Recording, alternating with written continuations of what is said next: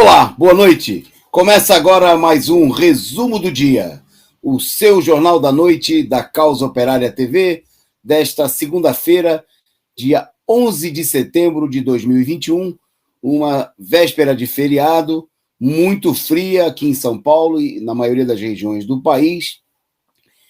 Começamos o nosso programa de número 844. Nosso programa que destaca o Bolsonaro, que não quer ser aborrecido com as mortes. Depois de mais de 600 mil mortos, o presidente golpista ilegítimo reclama de ser questionado pelo genocídio no país. Destaque também no programa, Ciro, que propôs trégua de Natal, depois de ser devidamente vaiado na Avenida Paulista, atacando novamente o ex-presidente Lula. Bom, aqui nós vamos falar das greves, como a greve da GM e dos entregadores de aplicativo, que começa a se espalhar pelo país. Vamos destacar aqui a situação de milhões de pessoas que estão cozinhando a lenha, né? A lenha que está se transformando já no segundo ou terceiro, vamos ver daqui a pouquinho a notícia, gerador de energia nos lares brasileiros, tamanha a situação de miséria aqui o governo e o regime golpista vem impor na população. Bom, os bancos, os 4 maiores, demitiram cerca de 20 mil trabalhadores em meio à pandemia, enquanto estão faturando aí bilhões, e vamos destacar aqui notícias que dão conta do agravamento da crise entre as diferentes alas da burguesia.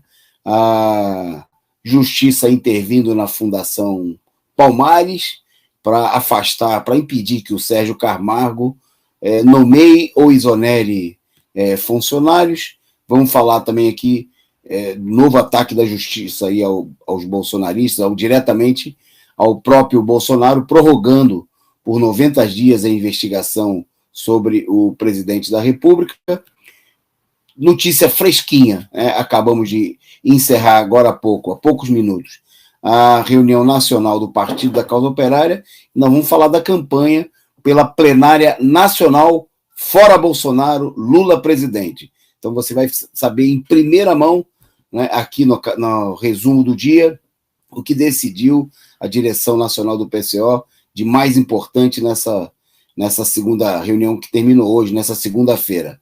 E vamos falar aqui também das crises, do racha na base. Quer dizer, na realidade é uma pergunta: tem racha na base evangélica de Bolsonaro? Porque o Malafaia atacando outras áreas evangélicas, situação de crise. Bom, nós hoje vamos destacar aqui também a atividade no sábado. Essa aqui é a semana em que se celebra o Dia dos Professores, dia 15, e nós vamos aqui reforçar o convite para você participar conosco do nosso jantar, né, de luta, de confraternização por esse dia. Tem mais por aqui, destaque internacional, quase 20 mil crianças cruzando a selva entre a Colômbia e Panamá para chegar aos Estados Unidos. E essas e outras notícias você acompanha aqui hoje no nosso programa, para o qual nós estamos aguardando aqui para ver se a internet permite aí a chegada. Tem mais o nosso convidado da segunda-feira, o nosso companheiro do começo de semana, né, que é o companheiro Edson Dorta, que estava participando também da reunião até agora há pouco conosco. Vamos ver se ele consegue viabilizar a presença, mas a gente conta com a presença de vocês. E aí tem muita gente já por aqui participando aqui no nosso chat no YouTube, né? Eu queria, em primeiro lugar, agradecer a presença de vocês e pedir que vocês compartilhem adoidado o link do nosso programa, do nosso canal, espalhem aí nas redes sociais, você que está nos assistindo agora ao vivo, e você também que nos assiste aí na madrugada, no dia seguinte, por uma diferença de fuso horário, nos assiste em outro momento, ou que vai assistir amanhã no feriado, né, esse nosso programa. De qualquer maneira, espalhe aí, mande para os grupos da família, dos amigos, do local de trabalho, daqueles companheiros da esquerda e até para os da direita, para incomodar, né, para mostrar que tem um canal sem rabo preso com as empresas capitalistas e que defende, de fato, os interesses dos trabalhadores, que denuncia a política da direita e dos golpistas contra o povo. Um salve aqui, então, para uma parte das pessoas que já chegaram por aqui. Primeiro, a companheira N, a Simone Souza, o companheiro professor José Zelma, muito boa noite, Zelma, a Cecília Maria, nossa companheira lá de Brasília, a companheira Ana Matos, o Alfeu também, o nosso boa noite, a companheira Vera Araújo, o Bruno lá do Espírito Santo, o Sou Eu, que já chegou por aqui, mandando a sua figurinha simpática, né, ajudando a contribuir aqui, a sustentar essa imprensa combativa e revolucionária que é a Causa Operária TV, e dando um bom exemplo que você deve seguir. Mande aí também a sua contribuição.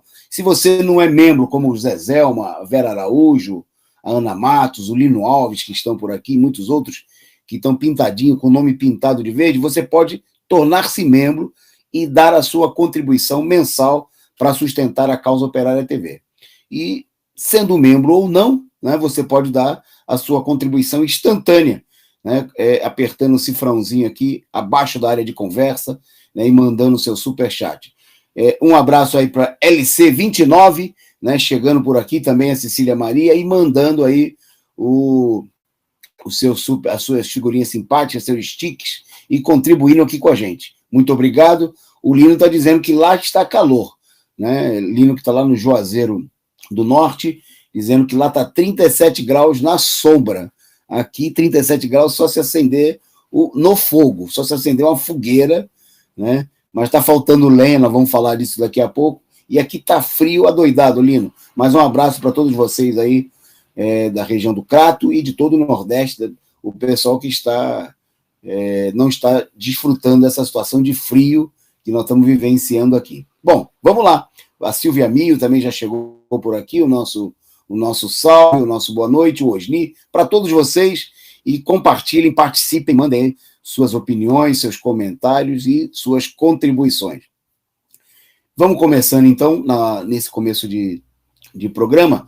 Na nossa pauta, queríamos destacar as greves, né, porque está se expressando aí uma tendência importante de mobilização, né, que sinaliza, que aponta uma tendência a uma mudança de clima no país, no enfrentamento contra a ofensiva que a direita, que a burguesia de conjunto, né, porque aqui é uma tentativa de mostrar que tem só um demônio no país, que seria o Bolsonaro. Mas, evidentemente, Bolsonaro é parte de uma legião, né? Não é o único dos capetas, dos demônios que atazanam a vida da classe trabalhadora. E a burguesia está tirando proveito da situação da pandemia, né, para atacar duramente os trabalhadores, e as greves que estão começando a acontecer estão expressando essa situação. Bom, o primeiro destaque é a própria greve, que não é a primeira vez na pandemia, que os entregadores de aplicativos se mobilizam, né? E, embora nesse momento não haja ainda uma greve nacional, as greves contra os aplicativos de delivery já se espalham e já duram alguns dias.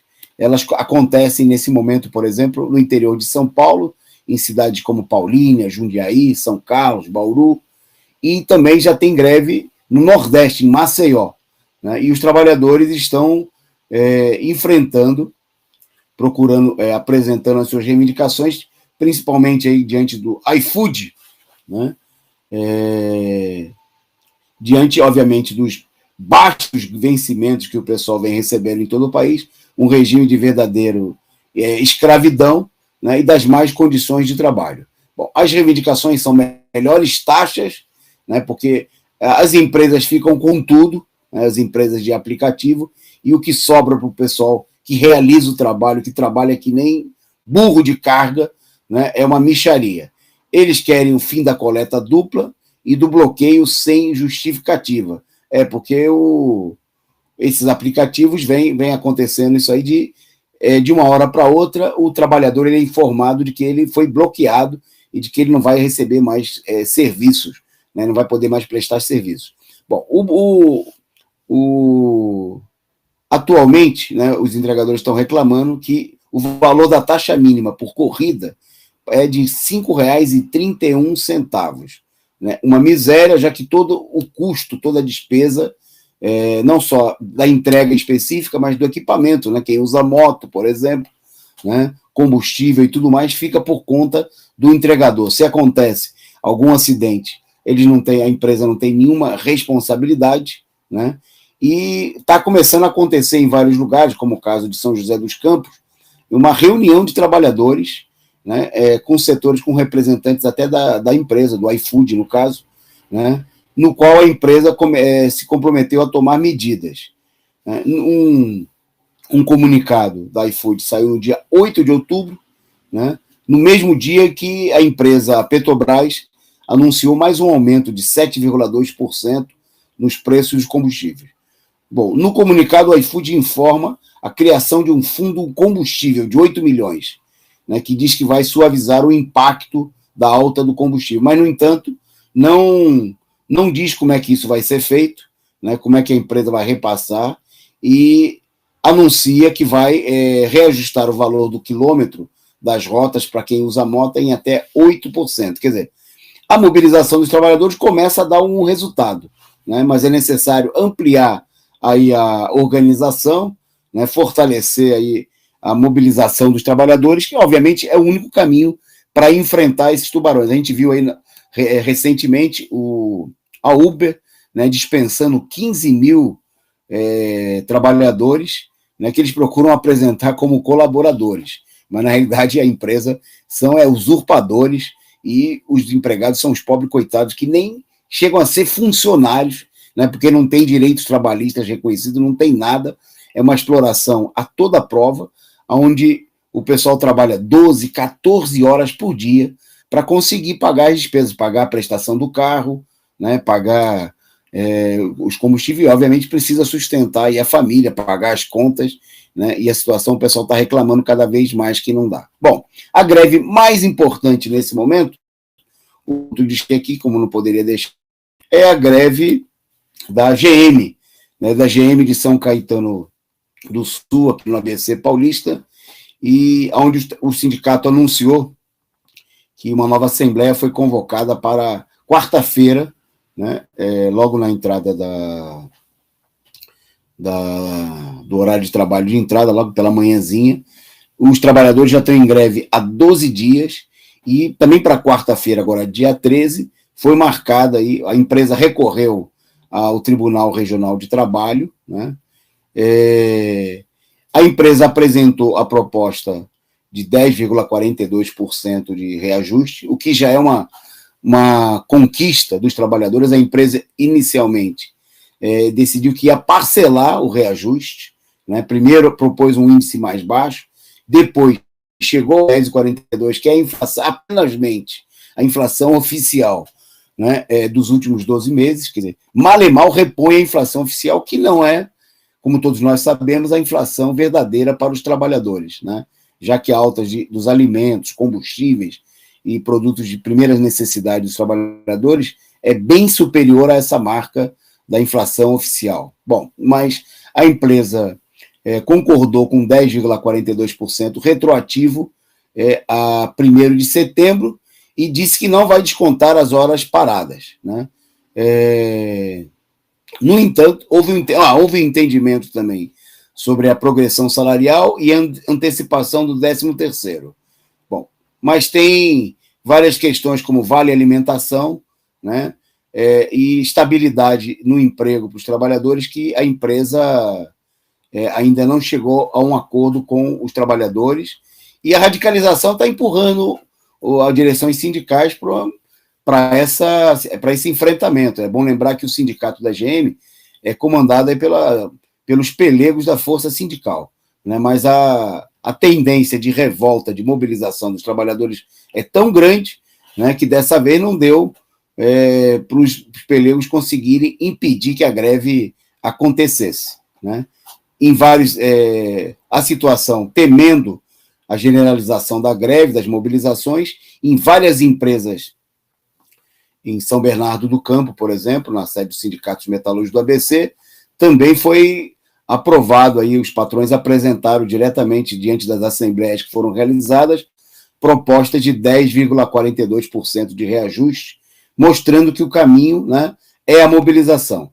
Por último, eu queria destacar que um problema central é que, nesse momento, é a necessidade de que a CUT e os sindicatos do conjunto façam uma campanha não só pela reposição íntegra das perdas salariais, o que não aconteceu e não vem acontecendo em muitas categorias que têm um menor poder de pressão, né, como também pela instituição do gatilho salarial. Né. É preciso colocar em pauta, na ordem do dia, a realização de uma campanha nacional para que os salários sejam reajustados de acordo com o aumento da inflação, porque essa inflação acima de 10%, ela já é muito elevada e o pior é que a tendência que vem se expressando aí no mercado é a continuidade dessa alta de preços, o que faz com que os trabalhadores percam, né, uma parcela enorme do seu poder aquisitivo muito rapidamente. Por isso é preciso reivindicar e realizar uma mobilização nacional unificada que tem que ser puxada pela CUT em favor, né, da reposição do gatilho salarial, da reposição automática, toda vez, por exemplo, que a inflação completar aí, digamos, no máximo 5. Bom, e para mostrar a gravidade da situação, a própria CUT hoje publicou um apanhado aí, um estudo muito interessante que mostra o seguinte, que com a alta dos preços, né, vem aumentando e muito o número de pessoas que trocam, que foram forçadas a trocar o gás de cozinha por lenha. Né? E segundo os dados apresentados pela Central Única dos Trabalhadores, que é resultado de uma pesquisa feita aí pela Empresa de Pesquisa Energética, EPE, a lenha já ocupa o segundo lugar entre as principais fontes de energia nas casas dos brasileiros. 26% dos lares, né, tem a lenha como principal fonte de energia. Né, enquanto o gás, ele que é feito de petróleo, lá o gás do botijão, é 24,4%. Quer dizer, a lenha só perde para a energia elétrica, né, que tem um percentual maior de uso, que está em primeiro lugar. Mas já é a segunda fonte. Isso também está dando a entender o seguinte, que muita gente já não está conseguindo sequer para mim pagar a conta de luz. Né? Tem uma parcela enorme. Tem gente que cozinha com lenha e ainda tem luz em casa. E tem gente que, com a alta da energia, né, as contas estão subindo aí, um terror, né, já estão ficando sem luz elétrica, sem gás e tendo que cozinhar a lenha. Né? É o resultado de uma situação em que o desemprego oficial, né, atinge 14,1 milhões de brasileiros, né? Mas, no entanto, tem 71 milhões de brasileiros ocupados, mas sem direitos. Quer dizer, que tem alguma ocupação, mas não é uma ocupação regular, não tem carteira assinada, vivem de bicos, né? É a imensa maioria, nesse momento, a imensa maioria da classe trabalhadora. Né? É a situação de retrocesso que o regime golpista não é resultado apenas do governo Bolsonaro. O governo Bolsonaro e a pandemia potencializaram essa situação, colocando ela em uma situação verdadeiramente insustentável. Bom, é bom lembrar que o gás de cozinha, ele já chegou em algumas cidades aí a R$ 135, né? E os reajustes acumulados nos últimos meses, nos últimos 12 meses, no caso do gás, chegaram a quase 35%. Foram de 34,67%, segundo o IBGE. 35% de reajuste do gás, e é isso que está levando aí milhares e milhares de pessoas a cozinharem a lenha, né, e a lenha se transformar aí, como a gente destacou, na segunda maior fonte de energia nos lares brasileiros. Uma situação de retrocesso sem igual. Como diz aqui o Franklin Limeira, sem luz, sem gás. É a Idade Média. É o retrocesso. Quer dizer, o golpe, o regime do golpe de Estado está fazendo o país retroceder não apenas alguns anos. Em alguns aspectos como esse aí, a gente vê que é um retrocesso de mais de praticamente um século ou mais. Né? Para muita gente, em muitas regiões, a situação é a volta à Idade Média, promovida pelo regime golpista. Bom, enquanto essa situação de sofrimento atinge aí a imensa maioria da classe trabalhadora, os banqueiros deitam e rolam. né? E apesar de estarem nadando literalmente em dinheiro, os 4 maiores bancos demitiram durante a pandemia cerca de 20 mil trabalhadores, isso apenas o Bradesco, Itaú, Banco do Brasil e Santander, né? E são alvo aí de milhares de ações na justiça, né? Apesar de terem lucros recordes, eles estão reduzindo as despesas durante a crise sanitária. É bom lembrar que os bancos aí passaram a operar em horário reduzido, né? Demitiram 20 mil trabalhadores, fecharam agências, milhares de agências em todo o país, e o banco estão recorrendo em ações na justiça para não pagar indenizações, né? Eles estão sendo alvo na justiça de ações que questionam o descumprimento do compromisso público de não demitir. Havia um compromisso dos bancos, né, de não demitir durante a pandemia. No entanto, o banqueiro está nem aí para compromisso nenhum, né? E durante esse período fecharam cerca de 12 mil postos de trabalho, né? Mas isso descontando-se aí, no caso, a rotatividade, porque só para a gente ter uma ideia, Bradesco, Caixa e Banco Central, né, segundo dados apurados pela CONTRAF, a Confederação Nacional dos Trabalhadores dos Trabalhadores do Ramo Financeiro, da CUT, o Bradesco, a Caixa e o Banco do Brasil, juntos demitiram 16.439. Né? Aí você tem, eles destacam ainda a situação do Santander, que demitiu 3.220 trabalhadores. Né? Quer dizer, é a situação que, obviamente, mostra... a gente destacou aqui já na semana passada que os bancos, eles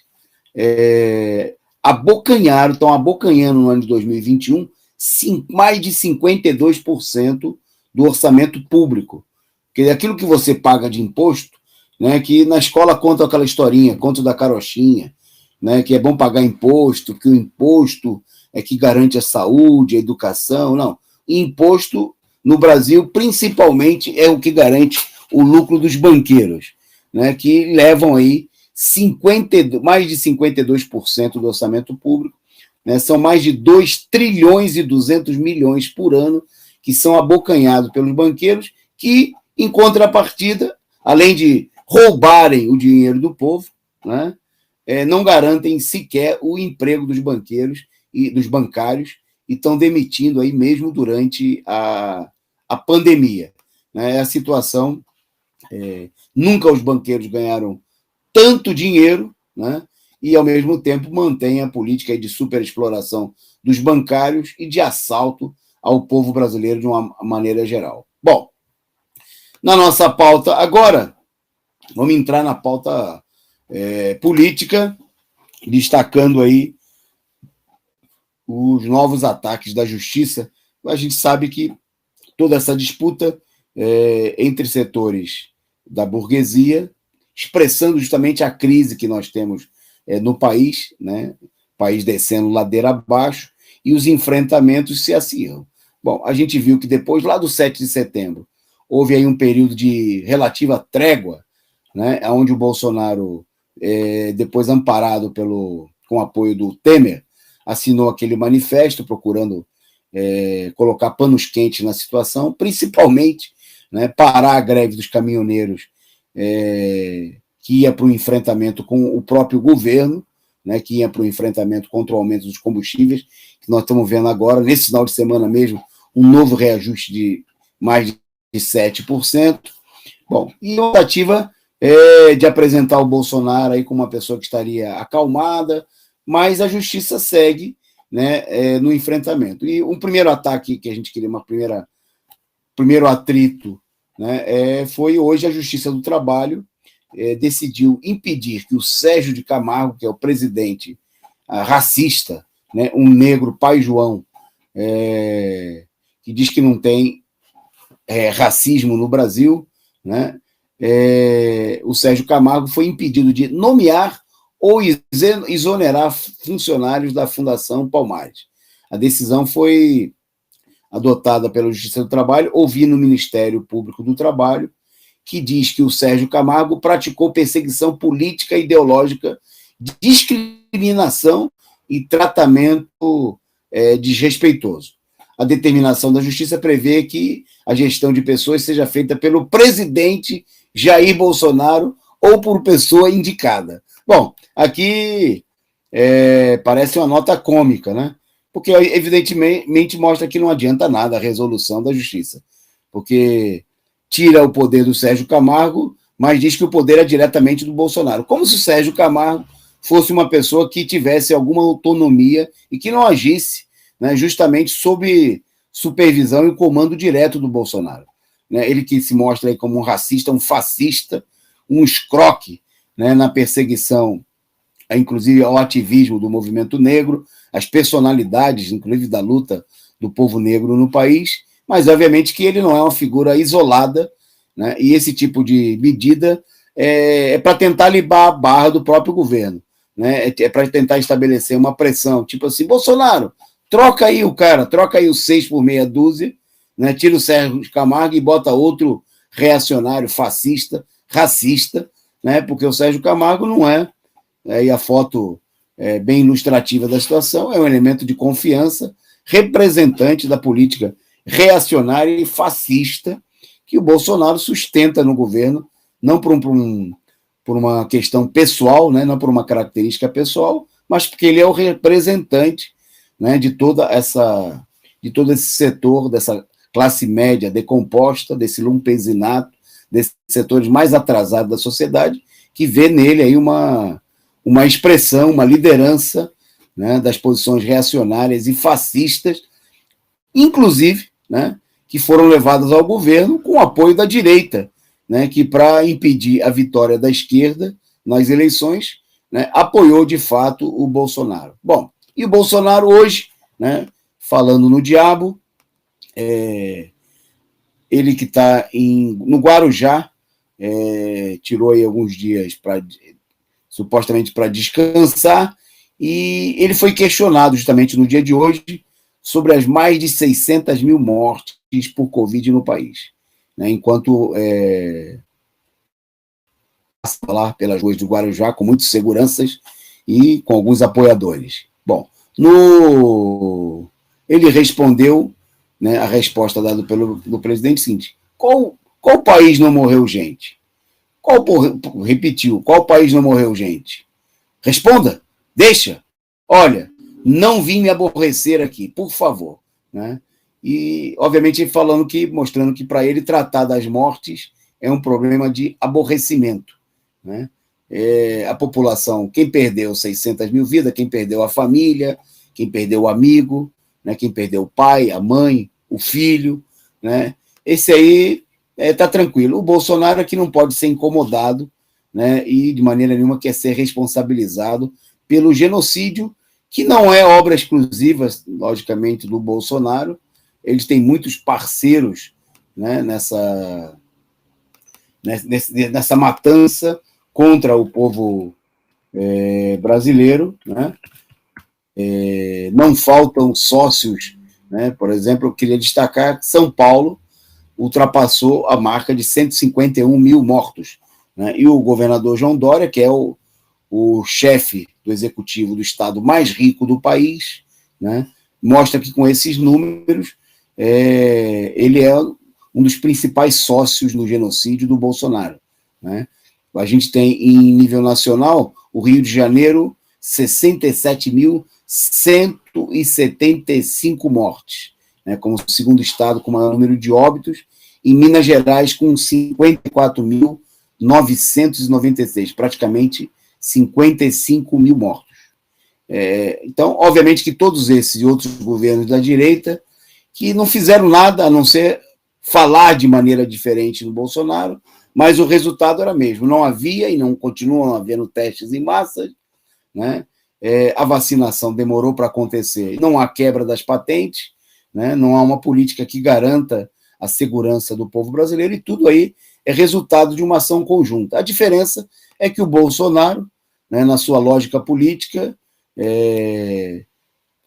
procurando aí fazer um discurso que tenha uma coerência com a sua base de sustentação, diz isso aí claramente, não disfarça, né, e aparece aí defendendo uma política mais claramente reacionária, enquanto os outros, né, que adotam efetivamente a mesma política mental, seguem fazendo aí toda uma encenação em torno da situação. Bom, mostrando aí mais um detalhe, um dado, enquanto a população protesta, já não tem mais lugar onde Bolsonaro vai, isso aqui é um aspecto importante, né, que não haja algum tipo de reação popular, né, de enfrentamento. Visivelmente também a população está perdendo o medo de protestar, até mesmo diretamente contra o presidente, onde o presidente fascista se encontra, o que é um aspecto muito importante da situação política. Bom, mas no meio, mostrando mais um aspecto que mostra a divisão da burguesia, é que o ministro do Supremo Tribunal Federal, o Alexandre de Moraes, resolveu prorrogar por 90 dias as investigações sobre Bolsonaro. Né? O ministro do STF decidiu hoje que o inquérito que investiga o presidente Bolsonaro, se ele iriu na Polícia Militar, vai ser prorrogado por 90 dias.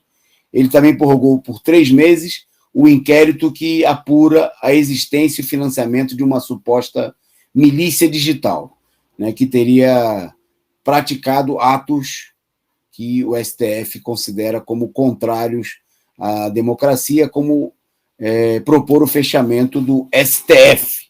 Né?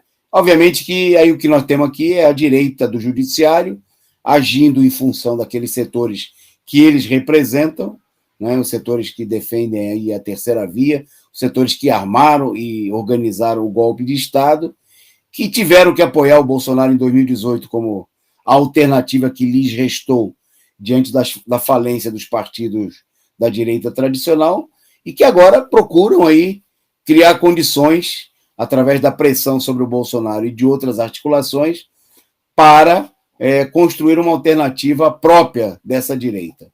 Né? Mas que, obviamente, também não descartam o Bolsonaro, né? Não vão para um enfrentamento final, por isso que nenhum desses setores, fundamentalmente, apoia o impeachment, né? Apoiou o impeachment, adotou nenhuma medida para tirar o Bolsonaro, porque se trata apenas de deixar o Bolsonaro na defensiva, né? Para procurar impor aí a política da terceira via, a política, um candidato direitista que leve adiante a mesma política do Bolsonaro e que consiga até aprofundá-la, né? Porque é isso que a direita está cobrando do Bolsonaro, que ele seja ainda mais reacionário e mais duro nos seus ataques contra o povo, por exemplo, com as privatizações, a PEC 32, que ataca os servidores públicos e assim por diante. Bom, antes da gente seguir na pauta, saudar aqui o pessoal que está com a gente, ao vivo, né, mandou aí, se referindo ao Bolsonaro, diabo genocida, e mandou aí o seu super sticker, muito obrigado aí pela figurinha simpática.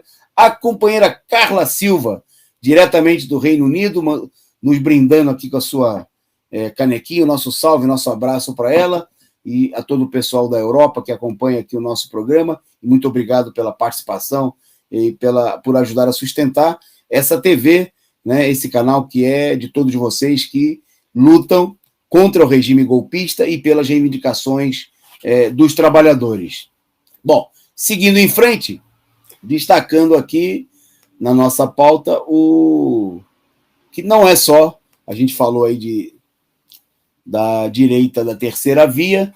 Bom, e vocês lembram que na semana passada, um destaque da semana foi aí, foram as repercussões do ato do dia 2, né? O ato do dia 2 de outubro, quando o Ciro Gomes e outros elementos da direita, que foram tentar capturar o ato, né, da esquerda pelo Fora Bolsonaro, ato em que as pesquisas mostraram que 80% do público são favoráveis à candidatura do Lula, e a maioria dos presentes eram contra, né, a presença da direita. Bom, o Ciro protestou e depois saiu ele mesmo propondo aí uma trégua, né, dizendo que ia defender uma trégua de Natal com a esquerda e com o PT. Bom, e aí vocês estão vendo uma imagem que é do novo vídeo que o a campanha do Ciro fez circular aí nas redes sociais, em que ele diretamente ataca mais uma vez, né? Ele rompe a própria trégua de Natal que ele havia supostamente proposto, né? Mostrando que as palavras dele não têm nenhuma credibilidade, e sai mais uma vez para cumprir o papel para o qual o Ciro foi contratado, né? O Ciro Abutre foi contratado para ser o elemento que se disfarça de esquerdista para atacar o presidente Lula. Bom, então ele, em mensagem que ele postou aí nesse vídeo, ele diz: se você pensa em apoiar o Lula por causa do que ele fez no passado, talvez você fosse o caso de refletir mais profundamente. Você acha que ele terá condições de governar bem nos dias de hoje? Lembre que o Brasil mudou muito e Lula não renovou suas ideias. Será que ele se corrigiu e não vai repetir aqueles erros terríveis que você só descobriu depois? O pior é que você nunca viu ele pedir perdão pelos erros e está vendo ele se juntar de novo às mesmas pessoas. Está aí o Ciro Gomes, o Ciro Abutre, né? Aparecendo aí para atacar o ex-presidente Lula, presidente que, lógico que nós também aí temos diferenças políticas com o governo, mas saiu do governo, primeiro, com enorme apoio, né? Reelegeu aí por 2 mandatos aí os seus sucessores, e que saiu do governo, o PT, né? O partido do presidente Lula, através de uma campanha golpista, e o Lula, o Ciro Abutre, aparece aí atacando o Lula, né? Falando dos enormes erros do passado, né?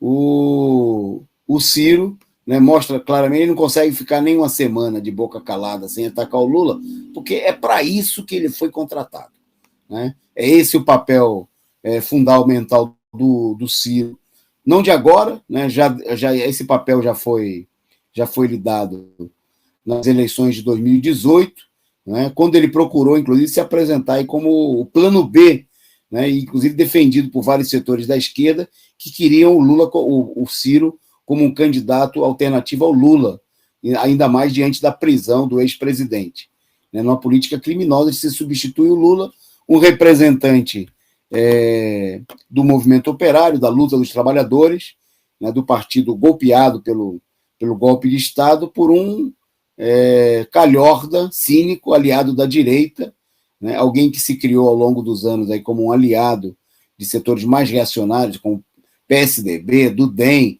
passou por vários partidos, iniciou a carreira no partido da ditadura militar, no PDS, mas que, para fazer política como autêntico político burguês, né, vestiu aí, entrou em partidos aí, procura se apresentar, hoje está no PDT, procurando se apresentar aí como um pseudo nacionalista. Mas, obviamente, que essa política nem de longe corresponde à realidade, e está mais uma vez aí o Ciro atacando o ex-presidente Lula. Lula, que na sexta-feira fez declarações, nós destacamos aqui, fez declarações importantes, de certa forma avalizando as vaias, né, dizendo que o Ciro e outros da direita receberam, dizendo as palavras do Lula, que vai é uma coisa normal, né, e próprio do regime democrático, né, que as pessoas têm direito a se manifestar, né? Bom, e aí eu queria destacar brevemente, nós vamos falar mais disso aqui ao longo da semana, em vários programas, vamos mostrar em textos, né, em matérias que nós vamos, das deliberações adotadas nas reuniões que aconteceram, a reunião que aconteceu ontem e hoje, do Comitê Central Nacional do Partido da Causa Operária. Bom, e um dos pontos centrais da pauta dessa reunião, importante, reunindo companheiros, uma reunião ampliada com companheiros, não só os membros efetivos do Comitê Central Nacional do PCO, mas também com companheiros convidados de várias regiões do país, foi discutir a proposta que nós estamos levando, já aprovada pelos comitês de luta e por vários setores que assinaram conosco o manifesto do Bloco Vermelho no ato do dia 2, que é a realização de uma plenária nacional fora Bolsonaro, Lula presidente, né? A reunião aprovou aí um rascunho de um manifesto para ser levado para os companheiros que assinaram com a gente o manifesto do Bloco Vermelho contra a presença da direita nos atos no último dia 2, e nós vamos iniciar um debate aí com companheiros do PT, da CUT, do Partido Comunista do Povo Brasileiro, das organizações do movimento popular, das organizações da juventude, né, chamando as pessoas também a assinarem esse manifesto e a convocarem conosco, a organizarem junto conosco, né, essa plenária, cujo objetivo, né, é propor, apresentar propostas e debater um programa de luta para a mobilização dos trabalhadores da juventude em torno do Fora Bolsonaro e da campanha Lula presidente. Né, porque há menos de um ano das eleições, a campanha por Lula presidente se confunde, né, com a campanha Fora Bolsonaro. Né, é preciso, inclusive, não cair mais na conversa fiada dos setores da esquerda, que querem impedir, né, que a campanha de Lula vá para as ruas, e a principal força, arma da campanha do Lula, é a mobilização dos trabalhadores, né, e os atos são atos da esquerda em todo o país, são atos combativos. Então é preciso colocar claramente esse problema, né, não se curvar à perspectiva política de setores da esquerda que querem impedir que o PT, que Lula, que toda a esquerda faça campanha pelo único candidato, né, capaz de derrotar a direita. A reunião também aprovou, nós vamos dirigir um chamado, um manifesto à esquerda, propondo que todos os partidos se posicionem já pela candidatura do ex-presidente Lula. Vamos parar de mimimi, né, vamos parar de conversa fiada, não tem outro candidato, não tem tempo, né, ninguém vai criar um candidato artificial em semanas e meses. A burguesia pode e até vai tentar fazer isso daí, né, porque a burguesia produz as suas candidaturas com base em manobras, né, com base em golpes, com apoio da imprensa golpista. A esquerda, né, não tem como fazer isso daí, construir um candidato do nada, uma candidatura do nada para enfrentar a direita e para mobilizar. A arma da esquerda é a mobilização dos trabalhadores, a mobilização da juventude. E nenhum outro candidato, né, tem o poder de mobilização que tem nesse momento a candidatura do ex-presidente Lula. Então, a nossa proposta, que nós vamos dirigir à esquerda, é a declaração de um apoio incondicional, né? Essa foi a resolução aprovada no Comitê Central do PCO, apoio incondicional da esquerda ao ex-presidente Lula. O que nós propomos fazer é debater um programa, propostas que sejam levadas para debate, para serem apresentadas ao ex-presidente, não como uma exigência, né? Não como uma exigência, mas como parte de um plano, como uma perspectiva de luta, porque não há o que exigir, né? A questão fundamental nesse momento é impulsionar a candidatura do Lula e, junto com essa candidatura, impulsionar a mobilização dos trabalhadores, porque também nós não acreditamos em salvador da pátria, né? Nós não achamos que seja Lula, ou seja lá quem for, vai poder modificar a situação a partir exclusivamente da sua vontade, da sua decisão. Quer dizer, são as organizações de luta dos trabalhadores que têm que intensificar a mobilização, colocar o povo na rua, e uma arma fundamental para colocar o povo na rua é justamente a candidatura, né, do ex-presidente Lula. É uma arma poderosíssima, capaz de mobilizar milhões de pessoas em todo o país. Então, nós vamos transformar isso aí em manifestos, em documentos, e a partir, conforme foi aprovado na reunião nos próximos dias, mas já queria lançar aqui, né, em primeira mão, você está convidado. Você está convidado não só a participar, mas vir com a gente fazer a campanha, né, para realizar uma grande plenária nacional, dia 30 e 31 de dezembro. Todo mundo que quer Fora Bolsonaro e Lula presidente está convidado a participar, a vir debater um programa de mobilização, um programa de conjunto de propostas. Nós vamos convidar todos os setores, né, da esquerda, vamos convidar todos os setores dos explorados, da classe operária, da juventude, do movimento de luta dos negros, das mulheres, dos indígenas, né? Vamos procurar todo mundo para debater um programa de mobilização e de defesa da candidatura do Lula nas ruas, né, por uma perspectiva de mobilização, de luta por um governo dos trabalhadores. E esse é o chamado que nós vamos, a campanha que a militância do PCO vai levar para as ruas, e a gente sabe que espera que muita gente, com muitos companheiros que estiveram conosco aí em toda essa etapa no Bloco Vermelho. Bom, seguindo em frente aqui na nossa pauta, bom, destaque hoje os companheiros, inclusive do Brasil 247, destacaram um vídeo que foi divulgado pelo pastor empresário da fé, Silas Malafaia, né, que explicita, deixa claro, o racha entre a base evangélica de Bolsonaro e o Centrão. O Silas Malafaia publicou um vídeo no dia de hoje, né, nas redes sociais, onde ele faz um duro ataque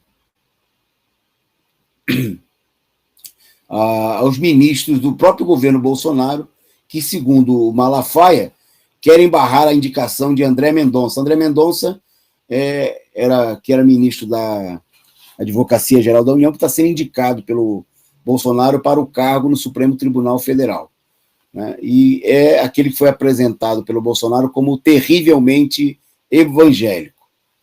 Então, no vídeo, o Malafaia diz: como pode, gente? Nós temos vídeo aí? Não, né, produção? Não, acho que não. Acho que a gente não tem o vídeo, não. Tá. Eu vou ler o trecho aqui, só destacar aqui o trechinho da citação do Malafaia. Como pode, gente? A Folha de São Paulo dizendo que Ciro Nogueira, ministro da Casa Civil, um dos mais importantes cargos políticos, vai jantar com Renan Calheiros, o cara que quer destruir Bolsonaro por interesses políticos. Se o senhor Ciro Nogueira não foi jantar com ele, e se o senhor Ciro Nogueira é a favor da indicação do André Mendonça, convoque a imprensa. As declarações do Malafaia deixam evidente que tem uma crise no interior da própria base bolsonarista, entre os setores evangélicos, né? E o Malafaia criticando aí o corpo mole, e a gente diria até a oposição já de alguns setores do próprio governo, a indicação do André Mendonça. Vocês vejam que André Mendonça está parado, né? Teria que ser submetido à apreciação aí pelo Senado, e o encarregado de fazer isso daí é o antigo aliado do Bolsonaro, que foi presidente do Senado Federal, o Davi Alcolumbre, né, ligado aí à base evangélica também do governo. Então a crise está dada, está colocado a crise aí, mostrando a divisão nas hostes bolsonaristas, né, em torno... acompanhando essa notícia, essa crise, hoje o ministro Ricardo Lewandowski se negou a querer impor um prazo, né, para que o Senado aprecie a indicação feita pelo Bolsonaro. Bom, antes de seguir na pauta, agradecer aqui ao amigo que tem como pseudônimo Pão com Ovo, um nome muito sugestivo, né? Pão com Ovo, PCO, que se tornou membro bronze aqui do nosso canal. Muito obrigado aí ao Pão com Ovo e a todos vocês que são membros, né? Vocês aí continuem renovando, atualizando a sua assinatura. Se você não é membro, torne-se membro e ajude a sustentar essa imprensa combativa, revolucionária que é a Causa Operária TV. Bom, e eu queria aproveitar para fazer um convite. Eu queria falar de duas atividades dos professores. Antes de mostrar o convite, né, queria lembrar o seguinte: na quarta-feira é uma data importante para os professores. E amanhã nós vamos falar mais desse tema aqui, mas nós temos dois atos importantes aqui em São Paulo. Na Assembleia Legislativa, às 17 horas, tem um ato convocado pela POE, Sindicato de Servidores, contra a aprovação do PLC 26, que é o projeto de reforma do João Dória, o João Bolsonaro Dória, né, que está impondo aí, está tentando aprovar uma medida semelhante à PEC 32 do Bolsonaro. Então, se você que é professor estadual, você que é servidor público, você que está em São Paulo, está convidado a participar. E também, na tarde de quinta-feira, né, o pessoal, os ativistas, pode deixar isso aí na tela, produção, estão convidando aí, tem ato na Câmara Municipal contra a reforma administrativa do governo de São Paulo, né? o governo do Nunes, do MDB, está procurando impor aí um aumento do desconto da Previdência, ampliação do tempo para aposentadoria, uma adequação, né, da Previdência dos servidores municipais de São Paulo às propostas da reforma administrativa do Bolsonaro, mostrando que é tudo farinha do mesmo saco. Né? Então, nós temos essas duas mobilizações importantes na terça-feira. Para preparar essas mobilizações, amanhã, né, essas e outras aí pelo país afora, o coletivo sindical do PCO realiza reunião que você pode acessar online a partir das 16 horas. Para você pegar o link do Zoom, você pode entrar depois lá na nossa página no Facebook, lá no Educadores em Luta, nas nossas páginas, e acessar a reunião do coletivo sindical do PCO. Né? Nós vamos discutir aí a situação do movimento operário, a greve da GM, a mobilização dos servidores públicos, bom, e vamos discutir outros temas importantes, né, para a organização do movimento operário em todo o país. Então fica o convite. Bom, e aí eu faço um convite mais saboroso ainda do que esse, muito mais saboroso. Né? Tá todo mundo convidado, Natália, que nos acompanha aí, está convidadíssima, né? O pessoal daí está convidado para, no sábado, né? Anote aí, você que está em São Paulo, que está nas proximidades, tem um jantar espetacular, jantar de educadores em luta, com música ao vivo, vai ter bobó de camarão, ó, bobó de camarão, se você é vegetariano, vai ter bobó de legumes, pronto. Não tem desculpa para não participar, né? Se você é daqueles... tem uma minoria, né, de que não tem problema de alergia, não gosta de frutos do mar, então vai ter bobó de legumes, né, para os veganos, para os vegetarianos, e você já pode adquirir o seu convite, né? Os convites são limitados, né, pela questão de espaço, então você pode entrar em contato, um desses telefones aí, vou pedir para a produção ampliar aí, para você, já volta aí na sua tela, os números dos telefones, né, para você, pode ligar para a gente, né, nós vamos mandar o número do Pix para você também, vou pedir para a produção, vou mandar para a produção, que eu não tinha enviado antes, né, o convite custa apenas, né, R$30, tá certo? E você ainda ganha direito a uma taça de vinho para brindar, celebrar aí o Dia dos Professores, né, e as lutas que vêm pela frente aí. Então, você pode colocar aí, fazer o depósito, manda aí a sua contribuição, a gente reserva quantos convites você quiser, até o limite, o local, a atividade vai ser feita aí para 60 convidados, né, pelas restrições da própria situação, mas com todas as devidas medidas tomadas, e você participa desse jantar espetacular, vai ter música ao vivo, tá certo? Então, você pode convidar aí o seu namorado, a sua esposa. Se convidar a namorada, não convida a esposa. Não traga as duas juntas, ou namorado ou esposo. Também não traga os dois juntos para não dar briga no jantar, né? Mas vai ser um jantar brincadeira à parte, um jantar de confraternização, onde a gente vai tratar também das lutas dos professores, dos educadores nesse momento importante, né, de retomada das lutas, e você é nosso convidado, né? Venha participar, adquira o seu convite com antecedência, né?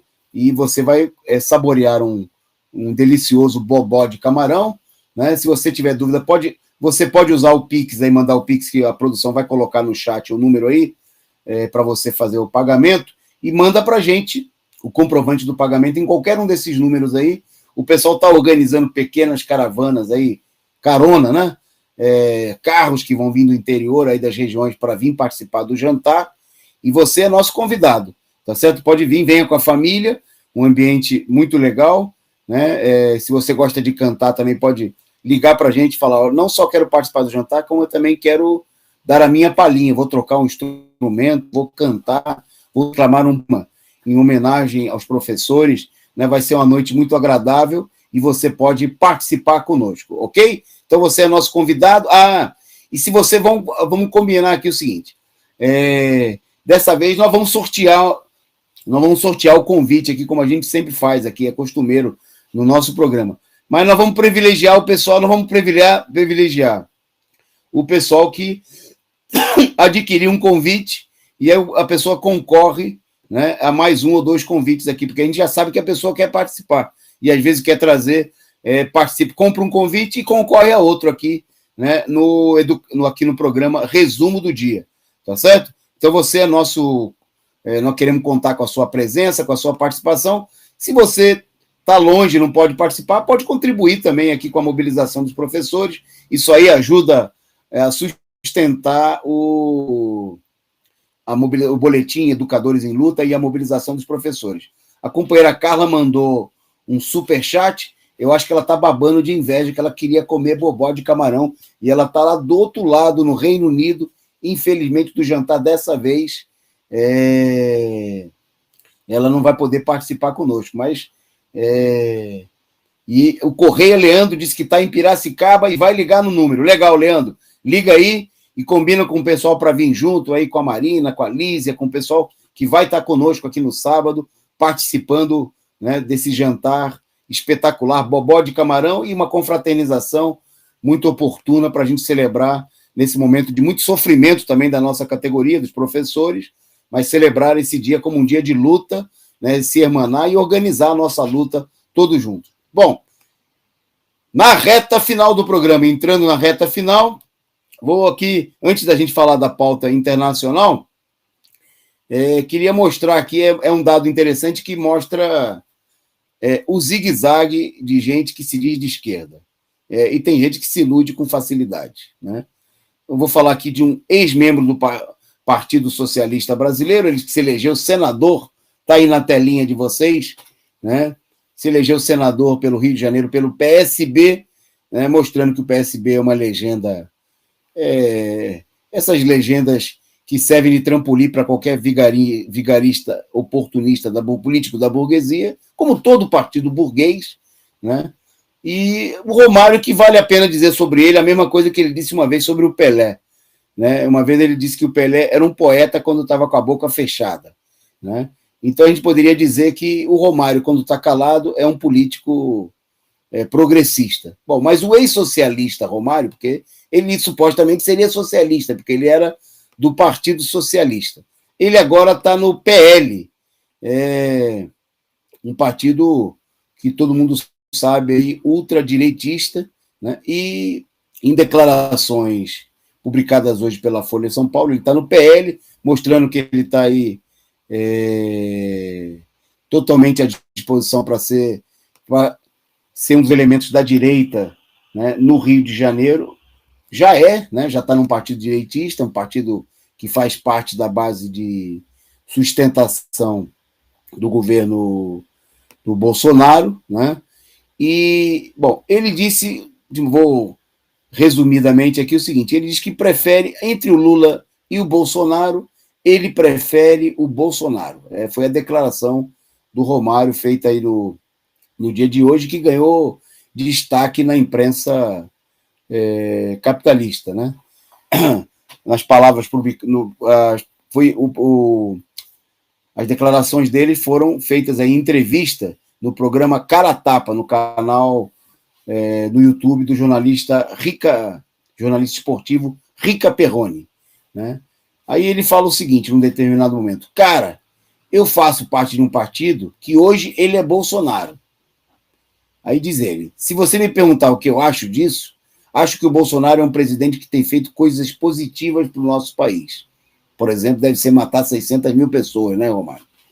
Erra em alguns momentos, principalmente nesses últimos 2 anos. O Bolsonaro errou só nos últimos 2 anos no governo. Nos 2 anos que ele não estava no governo, ele não fez nada de errado no governo. Então ele diz o seguinte: com a pandemia, deixou de ter algumas ações. Na minha opinião, falou algumas coisas que poderia não ter falado. Quer dizer, ele vai dizendo quase que o Bolsonaro não fez nada, não consegue mostrar nada de certo. Mas aí ele fala o seguinte: e o Bolsonaro é um cara muito sério. Isso eu posso afirmar. Um cara que tem coragem, que não tem medo de se posicionar. Isso ele trouxe para a presidência. Antes do Bolsonaro, o nosso país estava uma merda do caralho. São palavras do Romário, né? Bom, se o nosso país antes estava isso aí que o Bolsonaro, que o Romário falou, o que a gente poderia dizer que o país está agora? Não, o Romário perdeu uma enorme possibilidade de ficar com a boca calada, né? despejou uma quantidade de besteiras sem tamanho, né? Muita gente se ilude aí com esses elementos aí que procuram muitas vezes se apresentar. Eu lembro que o Bolsonaro, em algum momento, interessado em determinados projetos, chegou a colar até no governo Dilma, né, para tentar aprovar, fazer demagogia eleitoral e tudo mais.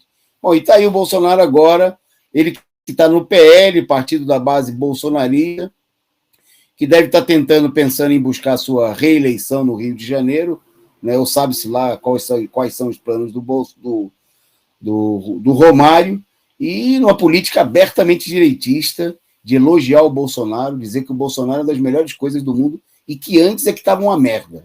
Bom, se estava uma merda antes, de fato, antes do Bolsonaro estava uma merda mesmo com o Temer, né? Mas não dá para dizer que a merda ficou menor, né, agora com o Bolsonaro, e o Romário despejando besteira, né, mostrando aí, o Mauro Sou dizendo que é o Bolsomário, o Bolsomário, melhor era o Romário jogando bola, né? Melhor era o Romário jogando bola,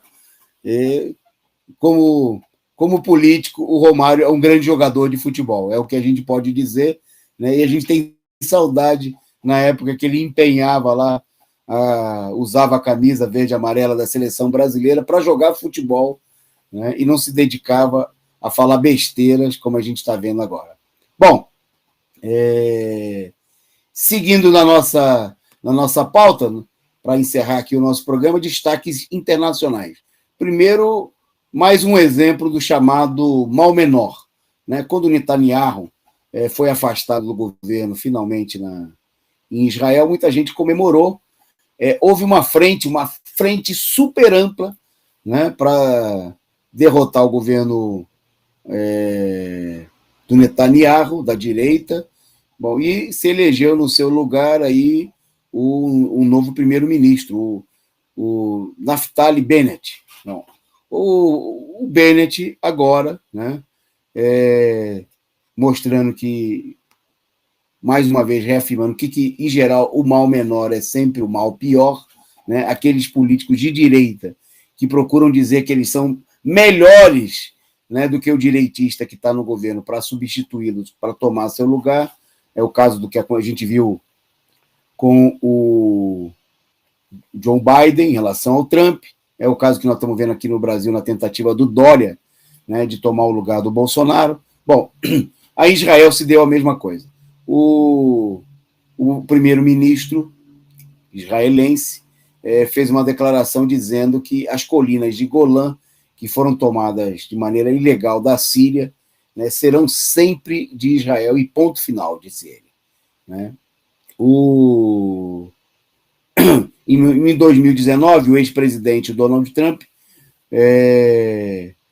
foi contra outras potências mundiais ao reconhecer Israel como Estado soberano sobre essa região, que foi anexada em 1981, né, e que até hoje não tem reconhecimento internacional, porque se tratou, obviamente, de uma invasão, né, e de um roubo aí, do Estado de Israel, de uma região pertencente à Síria. Bom, o Bennett, mostrando aí que ele é tão direitista como seu antecessor, né, procurou discursar e atacando, dizendo que não passa nem pela cabeça dele sequer discutir a posse, né, a ocupação, a invasão de Israel sobre as terras das colinas de Golã.